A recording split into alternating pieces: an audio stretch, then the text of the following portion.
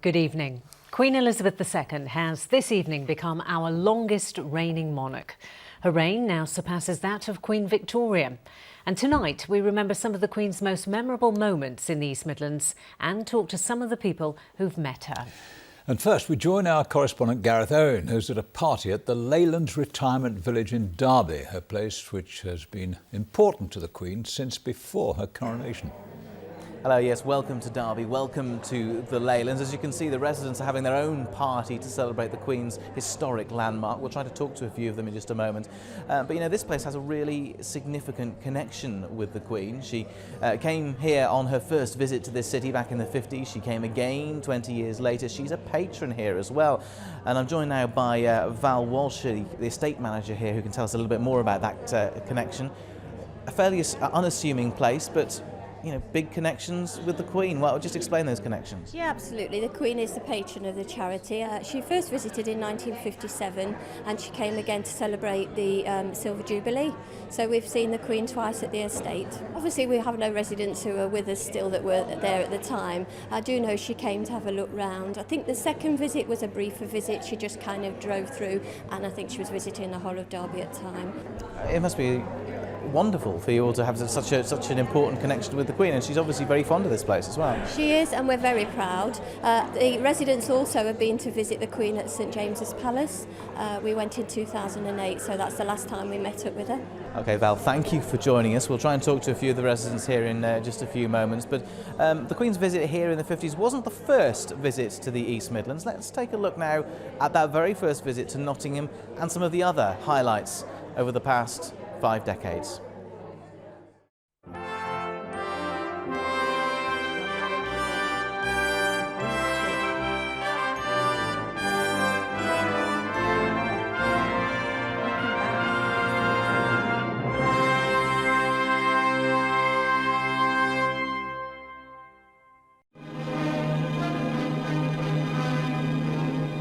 Nottingham is the home of lace making, and the Queen and the Duke of Edinburgh, visiting Nottingham for the Royal Show, take the opportunity of meeting the lace makers at their work.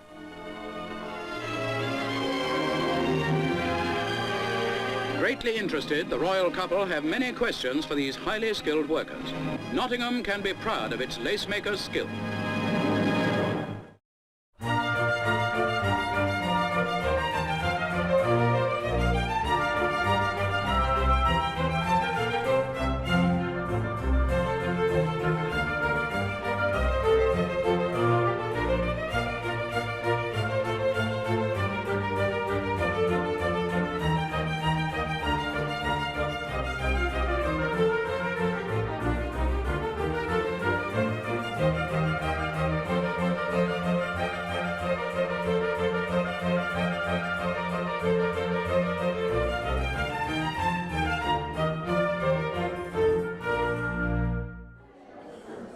Some wonderful memories there, and of course because of visits like those, many hundreds of people across our region can now say they have met the Queen in person. So let's just hear now a couple of those personal stories. The day I met the Queen.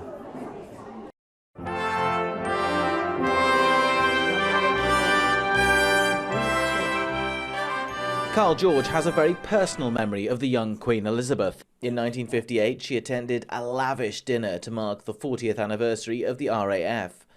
Carl was in the catering corps, and he personally attended to the Queen and the Duke of Edinburgh. It was a dream, out of this world. A wonderful gown. She was very beautiful, for one thing. But when you serve the Queen, you know you're serving the Queen. There's an aura there. It's hard to describe, but when you meet the Queen, you know you're meeting the Queen of England. It's a wonderful feeling. The Queen, in my estimation, has done a most wonderful job. I can't think of anybody that could have done it better. Albert Morley from Wirksworth in Derbyshire with his most treasured possessions. The Maundy coins he received in person from the Queen at Derby Cathedral. We received a letter from the Buckingham Palace in the January, and we was really surprised. Even the wife didn't want to open it. because it's got Buckingham Palace on it. I was quite honoured really, but with me being tall, about 6 foot, and we were stood on a plinth, she's not too tall actually, and you know, and I was towering above her. I think it was marvellous. You know, it's a thing you never forget. The Queen's Jubilee tour of the country in 2012 was the biggest yet, and the first city in the UK to receive a visit was Leicester. Those involved were thrilled. The cathedral was full of people. We could have filled the service 100 times over. The city streets were lined with people. The Queen is remarkable in her capacity to not say anything. And I think that's been one of the key parts of her reign. So she meets people, engages with them, and you really feel you've encountered the Queen, but yet not that many words have passed. It was very clear to us that the Queen coming to Leicester was a signal that this is what modern Britain looks like. That's so different from when she first was crowned as Queen. She's a figure that fosters peace. Well, the party here in honour of the Queen is in full swing, and I've just been told that actually a few people here have met the Queen in person, including Pauline here. Hello, Pauline. You met her in the 70s, is that right? Yes, 77, when she came to Derby, and I think it was made a city then. And it was lovely, because myself and my friend were cub mistress, and we took all the cubs down. And what was it like? Exciting? What was the atmosphere? Very exciting, very, very exciting. She looked lovely. Lovely stuff. Thank you, Pauline. Well, the Leylands itself, as we said, has got a really strong connection with the Queen, and as well as the Queen visiting here twice, she invited some staff and some of the residents here down to London in 2007, and one of those who made the trip was Margaret over here. So Margaret, tell us about your trip to see the Queen. Oh yes, I went to see the Queen so many years ago. It was a lovely outing, beautifully organised by us here. What was she like? Did you just tell me? She is lovely. And when the doors are open, she appears, this dear little soul. She was lovely. And people waiting to speak to her. And everyone holds her in such affection still. Why do you think that is? Yes, because she looks directly at you. She's talking to you. She's thinking about you and what you've done. That's lovely. Well, thank you very much for sharing that with us, Margaret. So lots and lots of memories there of visits with the Queen, and I think you've been sharing some of your photos and memories with us too, so we can leave the party here at the Leylands for now and head back to the studio to have a look at a few of them.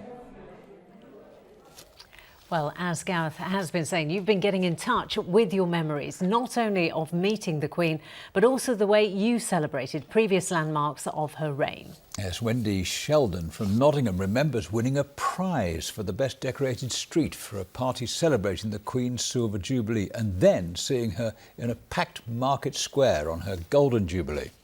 Michael Cashman from Leicester won an art competition, which meant he had a place near Westminster Abbey, again for the Silver Jubilee parade.